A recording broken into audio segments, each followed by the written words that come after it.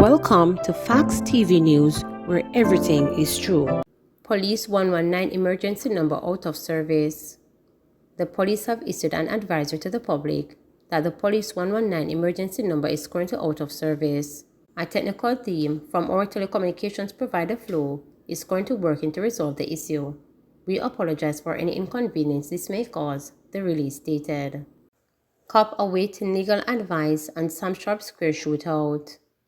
The St. James Police are awaiting feedback from their in-house legal team to determine the fate of two men who engaged in a shootout in busy Sam Sharp Square on Tuesday, July 19. The men, one said to be a civil servant, had a traffic-related dispute that escalated. They both drew their guns and both received injuries, one to the leg and the other to the hand. Both were treated at hospital and have since been released. They are recuperating. In videos posted on social media, they could be seen sternly waving their way between motor vehicles in the town center while the sounds of shots pierce the air. The men have been questioned by the police and have provided statements about the incident. According to Acting Divisional Commander for St. James Superintendent Carlos Russell, detectives investigating the matter are still waiting on some information that will determine how they proceed. The detectives have sent the files to our legal team. The file was sent to them for them to give us some advice, but we have not gotten the feedback as yet, he stated. He also said there has been no arrest or charges laid in relation to the incident. Both men are said to be licensed firearm holders. The shootout in the heavily trafficked city center garnered national attention, with the men's actions being roundly condemned. Chief Executive Officer of the Firearms Licensing Authority FLA, Shane Darling, had indicated that the FLA will be doing its own investigation. Brianna Williams misses out on 100-meter chance at Commonwealth Games. Jamaica's track and field officials received clearance for Brianna Williams to compete at the Commonwealth Games early Monday morning, but the sprinter will miss out on the 100-meter as the earliest flights available would only get her to Birmingham on Tuesday morning. The first run of the women's 100-meter will take place at 12:15 p.m. on Tuesday at the Alexander Stadium. Williams had originally indicated that she would not be available for the Commonwealth Games and was not registered, necessitating the need for clearance from the Commonwealth Games Federation. Jamaica will be represented by Elaine Thompson-Hira, Natalia White, and Ramona Burchell. The management team was hoping to bring in Williams as a replacement for Kemba Nelson, who became unavailable after arriving in Birmingham. World 100-meter champion Chellen Fraser-Price was spotted at the Athletes Village, but is in Birmingham to continue her preparation for the remainder of her season with her coach Ronaldo Walcott, who is at the game with several of the Jamaican team including Rochelle Clayton and Conrad Jones. Team manager Ludlow Watts confirmed that Fraser-Price had indicated that she would not be available for the Commonwealth Games and is not registered to compete here. The culture is still alive, says Holness. Prime Minister Andrew Holness loaded nostalgia and satisfaction towards the end of the Independence Float and Street Parade on Monday. The event made its return on Emancipation Day as part of the country's 60th anniversary celebrations, with more than 1,000 participants, floats, music truck, costume groups, effigies, Jankono, and youth groups. Holness said it brought back fond memories of his childhood. People are seen having a good time, good representation of what former celebrations look like, Holness told reporters after singing Don't to Trouble Zion with members of the public as he exited the parade. When I was growing up, the Jankono was a big thing, and I remember I was terribly afraid of the Jankono. And I saw the kids, a whole of them, running around scared, and I said, the culture is still alive, he added. Scores of Jamaicans lined the streets to view the event, which would include display by the Jamaica Constabulary Force and the Jamaica Defence Force and showcase classic cars. The event started at the Ronnie Williams Entertainment Centre on Hope Road before heading to Halfway Tree, then to Oxford Road, after which turned on to Tom Red Camp Drive and ended in the National Stadium car park. Painful goodbye. 2 days after Rushane Barnett pleaded guilty in the Home Circuit Court to the murders of his cousin, 31-year-old Kemisha Wright, and her 4 children, hundreds of people, relatives, friends, and well-wishers from near and far crowded their funeral service at Stuart Hall Auditorium, Clarendon College, on Sunday to bid them farewell. With emotions high, men who were eager to get a glimpse at the mom and her children inside the 4 casket at Sutton Cemetery, where they were interred, had busted up with members of the security forces who struggled to keep them orderly at the graveside. Shock and disbelief gripped the nation on June 21 upon news spreading of the grisly murder of Wright and her 4 children in Clarendon. Barnett had fled the Central Parish and sought refuge in Trelawney, where he was eventually apprehended by the police. On Sunday, from very early in roughly 6 hours Thanksgiving service, which was well attended by politicians on both sides of the political divide, Gwendolyn Wright McKnight, the mother and grandmother of the victims, became overwhelmed with grief, frequently wailing and mourning. Mourners learned that Wright never hesitated to go the extra mile to provide for her children. According to Robert Nestor Morgan, Member of Parliament for Clarendon North Central, Wright was seriously inquiring about how to get to Canada so she could accumulate money to further support her children. He lamented how she was robbed of that dream.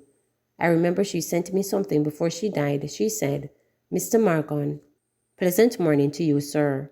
My name is Kimisha Wright from Cocopees. I am a mother of 4 and am seeking your help, sir.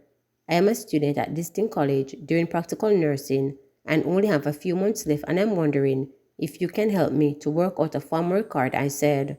"You can go to the office and sign up, and I will talk to you about it," Morgan shared. He also spoke of other interactions with her and that she had told him, "Take as much time as you need as long as you keep me in mind. I don't have any more time with Kimisha. You think you have another minute, hour or day with somebody who you know has potential. I am here to let you know that we don't have much time with each other," Morgan stated while imploring the nation to begin learning how to solve differences without conflict or violence. To address some of the root causes of violent behavior from a youth stage, Minister of Education and Youth Favor Williams said that in the upcoming school year, children will be exposed to emotional and character education in order to transform Jamaica into a developed society with citizens who have stable personality traits. "We will be rolling out our civics as a discrete subject. The final curriculum is ready. We need more than competence in maths and reading and writing. We need to teach our children the values and virtues that will enable them to navigate their own path in any circumstances they find themselves in without resorting to violence. Nothing I say today will bring back Kimisha and her 4 children, but my hope is that this emphasis on character education and civics in our school will help to turn a new leaf in the minds and hearts of those who believe violence is the only way to solve problems," Williams stated. At the same time, Prime Minister Andrew Holness said many expected changes in legislation that will tackle and deter the perpetrators of violence. "Ladies and gentlemen, I love you, care for you, and want to see the best for you. Let us do what we can to end violence," Holness said, pointing out that Wright and her children were viciously killed by a relative who had the inability to resolve conflict peacefully. Holness took aim at corporal punishment for helping to perpetuate the cycle of violence. "What we're doing is saying to the children that if we do something wrong, the only way to correct it is through violence," Holness said, stressing that there are other ways to punish children who have done wrong. Other countries have used them for decades, and they don't have this level of violence. "I don't know what could have possessed the young man that day, but the society that we live in needs serious attention. I come to you as your policymaker. You elected me to address the issues," he said. As part of plans to address violence in Jamaica, Holness said the government was making adjustments to the Firearm Act that speak to the use and distribution of firearms, among other related changes. He said that important changes are being made to the Bail Act to prevent offenders from reoffending while on bail. Many perpetrators of violence come back out and in no time they commit crimes. Many of them end up murdering again. We have to treat with that. We are reviewing the Offences Against the Person Act, the Prime Minister said, indicating that new offences and penalties have to be created. We are very advanced in reviewing the Domestic Violence Act. We are reviewing the Child Care and Family Protection Act to ban corporal punishment, said Holness. He expressed further for a system of early detection, intervention and warning against people who have been on the police radar in the past. He pointed out that Barnett had come to the attention of law enforcement in the past and, if due attention was given, the murders of Wright and her children could have been prevented. "We need to identify perpetrators of violence and get them into programs, even if a case was not brought before the court," Holness said, adding that some people harbor evil intentions and don't know how to treat with violence. "We are devising a new program system of intervention and to ensure People are not bottling up violence to return later down the road with more violence. Government is going to act, but are willing to forgive and not escalate conflicts, Holness asked the mourners.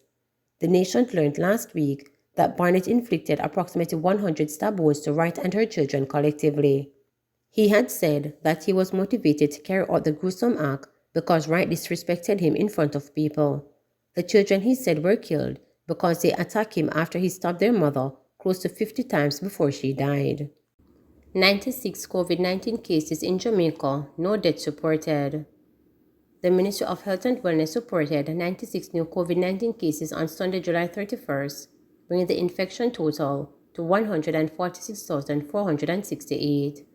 The new cases comprise 60 females and 35 males, with ages ranging from 64 days to 94 years. One case is under investigation. The cases are recorded in Kingston and St. Andrew 30, St. James 16, St. Catherine 12, St. Anne 7, St. Elizabeth 7, Trelawney 7, Manchester 5, Clarendon and Westmoreland 4 each, St. Thomas 2, Hanover and Portland 1 each. No deaths were reported for that period. There were 73 recoveries in the last 24 hours, bringing the total to 93,899. Currently, 97 people are hospitalized, 17 of whom are moderately ill, 3 severely ill and 6 critically ill.